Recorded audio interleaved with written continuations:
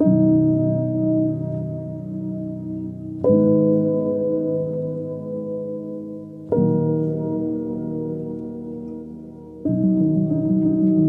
là et moi là.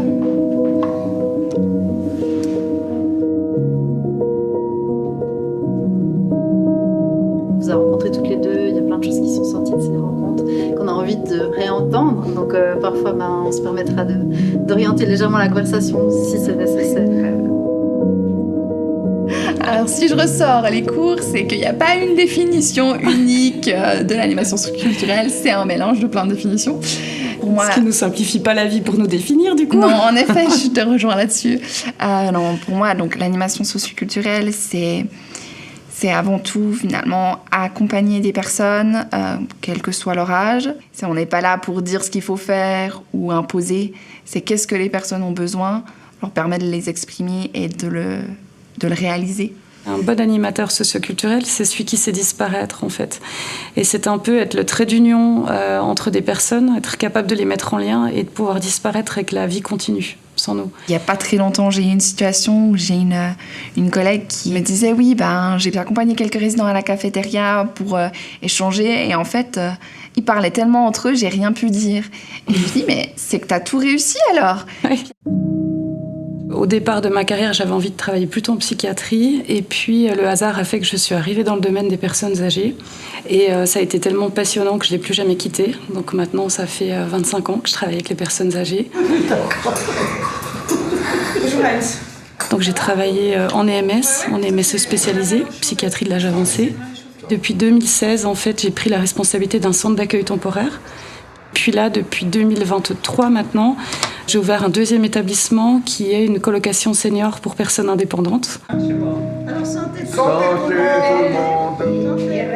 Santé messieurs dames. Qui permettent en fait finalement de remettre un pont entre une vie à domicile qui est totalement autonome et une vie en EMS qui est totalement accompagnée. Santé Pierrette. Et l'objectif de cette structure d'habitation, c'est vraiment la lutte contre l'isolement social. Donc voilà. Ça va ? Allez, on y va. Je me permets de vous interrompre. Notre invitée est arrivée. Bonjour messieurs, dames.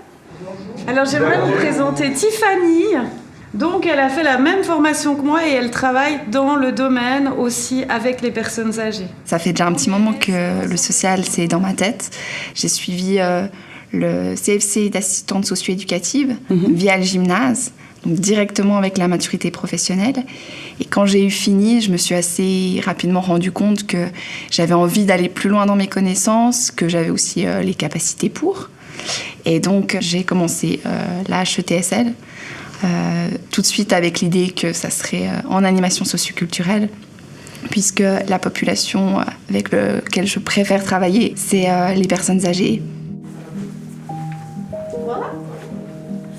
C'est ma chambre. Vous trouverez là pas de tricot, pas de travaux de main, mais des livres. Voilà. Des livres, beaucoup. Moi, c'est des livres. C'est votre petit royaume. Je ne veux pas dire que je me réfugie, mais j'aime venir là. On est dans l'animation, mais on est surtout dans l'accompagnement d'une personne, d'un être humain, avec qui elle est aujourd'hui, qui elle sera demain, dans quel état d'esprit elle sera, est-ce qu'elle sera bien, est-ce qu'elle sera pas bien, est-ce que son état de santé va se péjorer, on va devoir s'adapter. C'est qu'on est 9 personnes très différentes. Alors pour être honnête, je dois vous dire qu'on est rarement là à regarder la télé. Normalement, le chemin derrière encore, c'est très très beau. En fait, cette colocation, c'est un projet pilote. Donc on a découvert aussi au fur et à mesure. On ne savait pas comment ça se développerait. C'est ça. C'est un fait qu'on est toutes des personnes âgées avec nos habitudes. Oui.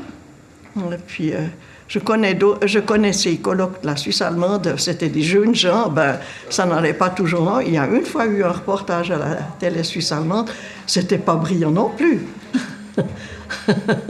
Mais c'était des problèmes de jeunes gens.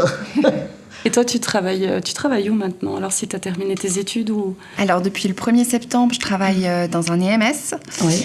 Et puis, c'est prévu normalement pour janvier que je sois sur un centre d'accueil temporaire. Ah, chouette. Je suis vraiment contente d'avoir trouvé cette belle opportunité. Donc, en fait, pour accéder au centre d'accueil temporaire, on descend d'un demi-palier. Alors, bienvenue. Moi, j'ai vraiment assisté à cette période où tout a changé et où on a commencé à nous considérer, mais c'était extrêmement compliqué en fait de se raconter. C'était aussi compliqué parce que à la haute école, on était tellement minoritaire qu'on n'avait absolument pas de cours qui étaient en lien avec le domaine. Et moi, ce qui m'a sauvée, ça a été de faire en fait ma formation cours d'emploi et de pouvoir apprendre ma pratique vraiment sur mon terrain, quoi. Et je vois que maintenant, la relève est assurée et je trouve ça vraiment chouette. Moi, je suis quelqu'un qui est beaucoup la bougeotte. Je m'ennuie très vite. J'aime beaucoup quand il y a des défis, des challenges. Et c'est vrai que quand j'ai été engagée à la Fondation, c'était en 2008, j'avais pas forcément imaginé, me projeter d'y rester. Et quand je regarde en arrière maintenant et que je me dis ça va faire 17 ans, je me rends compte que je me suis jamais ennuyée.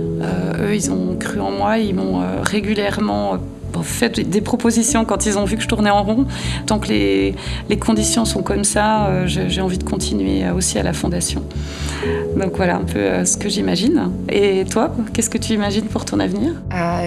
Tout comme toi, j'ai envie de pouvoir transmettre. Donc j'espère pouvoir, idéalement cet automne, faire la formation de fée, pour pouvoir former déjà les apprentis ASE.